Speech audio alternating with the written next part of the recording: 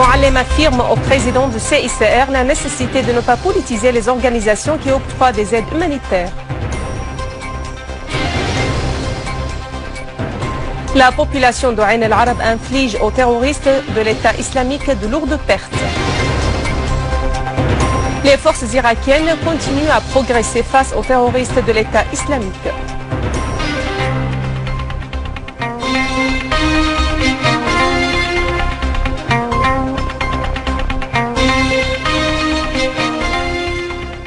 Mesdames et messieurs, bon après-midi et merci d'être avec nous.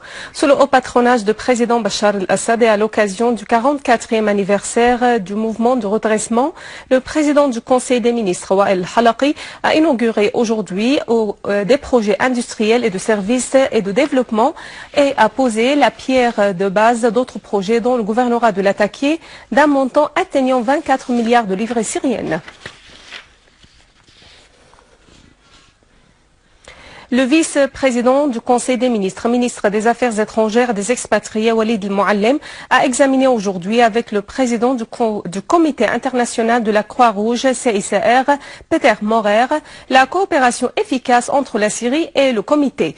Le président du CICR s'est félicité de la coopération tripartite entre son comité, la Syrie et le Croissant Rouge syrien. Il a évoqué les facilités présentées pour l'acheminement des aides à toutes les familles qui en ont besoin. Le ministre Al-Mouallem a apprécié les efforts de CICR et les aides que présente le comité à la Syrie pour surmonter les difficultés. Il a souligné la nécessité de ne pas politiser les organisations qui présentent les aides humanitaires.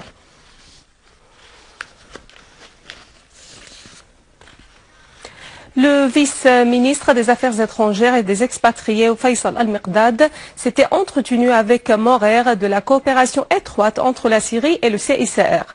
Maurer a affirmé l'importance de la mise en œuvre des programmes communs dans le domaine de l'action humanitaire. Al-Miqdad a fait noter que l'ingérence étrangère de certains pays pour attiser la crise en Syrie alourdissait le fardeau sur les organisations internationales.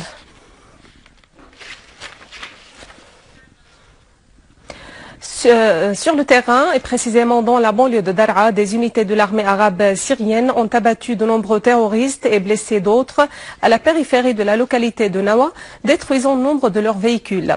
Et dans la banlieue d'Idleb, des unités de l'armée arabe syrienne ont neutralisé plusieurs terroristes à Abu Dhuhr et dans les deux villages de Bouaiti et de Qari al-Ghazal à l'est de l'aéroport d'Abu Dhuhr.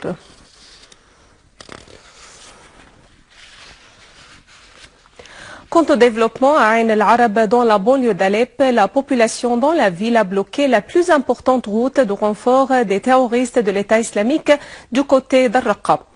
Les unités de protection populaire ont mené des opérations de qualité contre les positions du réseau terroriste de l'État islamique puisque des combats violents se déroulent sur plusieurs axes dans la ville de Ain el-Arab et sa banlieue au milieu d'une progression des unités de protection dans les deux zones sud et est après la prise de contrôle de la colline stratégique de Mashta an-Nour.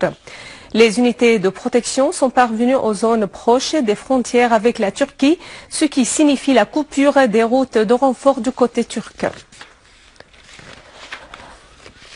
La population de Ain el-Arab élargit les zones qu'elle contrôle en tuant des dizaines de terroristes de l'État islamique. Ces derniers ont pris la fuite de la ville et de sa périphérie après avoir mis le feu dans les maisons et détruit les établissements de services.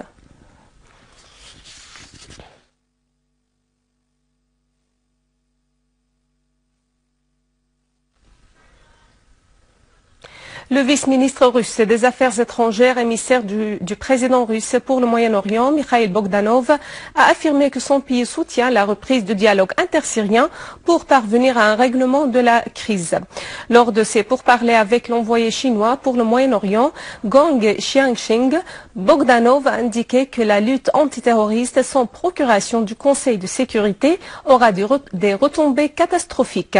Il a fait savoir que les deux parties consolideront la coopération étroite bilatérale sur les questions du Moyen-Orient. Un communiqué publié par le ministère russe des Affaires étrangères indique que les entretiens entre les deux parties ont porté sur la situation en Syrie et en Irak, ainsi que sur les menaces du réseau terroriste de l'État islamique et l'escalade israélienne en Palestine occupée. En Irak, les forces armées irakiennes ont libéré le village de Bari à l'ouest du district de Sinjar des terroristes de l'État islamique. Cette avancée vient après la purification du barrage d'Al-Adim et de 11 villages limitrophes dans le gouvernorat de Diyala des terroristes de l'État islamique. Cependant, l'armée de l'air irakienne a détruit des caches de l'État islamique et liquidé 147 terroristes dans plusieurs gouvernorats irakiens. Les forces de l'armée irakienne, en coopération avec les forces de mobilisation populaire, ont procédé à la purification de 10 villages entourant la région Al-Shar al-Abyad lors de 2 opérations militaires préventives déclenchées simultanément contre les repères et les caches des groupes terroristes de l'État islamique dans le gouvernorat de Diyala et à l'ouest du gouvernorat d'Al-Anbar. 45 terroristes ont été tués et 23 véhicules ainsi que 4 blindés ont été détruits au cours de ces opérations. Pour sa part, le ministère de la Défense irakien a affirmé la liquidation de 20 terroristes dans une frappe aérienne contre un camp des éléments de l'État islamique dans le district Al-Barraj, près des frontières syriennes. D'autre part, l'aviation irakienne a procédé à l'élimination de 40 terroristes et la destruction de 8 véhicules dans des raids visant des rassemblements des éléments de l'État islamique à Ramadi. Auparavant, l'armée irakienne a éliminé 19 terroristes de l'État islamique, dont le soi-disant Wali de Biji, dans une opération militaire au nord de Tikrit. 12 autres terroristes, dont le soi-disant Wali de Fallujah, ont également été tués dans un raid dans le gouvernorat d'Al-Anbar, à l'ouest de l'Irak. En Palestine occupée, 4 Palestiniens ont été blessés par balles des forces de l'occupant israélien lors des confrontations qui avaient éclaté suite à une campagne de prise d'assaut à Naplouse en Cisjordanie. Des sources palestiniennes ont indiqué que les soldats de l'occupant avaient pris d'assaut un camp à l'est de la ville, ouvert le feu et lancé des bombes lacrymogènes sur les Palestiniens, ce qui avait fait des atteintes et des cas de suffocation. En outre, les forces de l'occupant israélien ont lancé des campagnes de prise d'assaut à Al-Quds occupée à Galilée, arrêtant 5 Palestiniens dont une fillette. 5 soldats égyptiens ont été tués dans deux attaques terroristes à Siné, au nord-est du pays. Et dans le cadre des opérations militaires menées par l'armée égyptienne contre les terroristes, 8 soldats égyptiens ont été blessés dans des accrochages avec des terroristes au large de Dimyat. 4 embarcations des terroristes ont été détruites et 32 terroristes ont été arrêtés, alors que 5 blessés de la marine ont été sauvés et 8 autres sont portés disparus dans cette opération. D'autre part, 16 personnes ont été blessés dans l'explosion d'une bombe dans un métro de la station d'Azaytoun au Caire. En Libye, un double attentat à la voiture piégée a visé les 2 ambassades d'Égypte et des Émirats arabes unis, causant des dégâts matériels considérables. Et à Sirte, 5 explosions ont eu lieu, ce qui a semé la panique parmi la population alors que les avions de guerre survolaient la ville. Voici un rappel des principaux titres.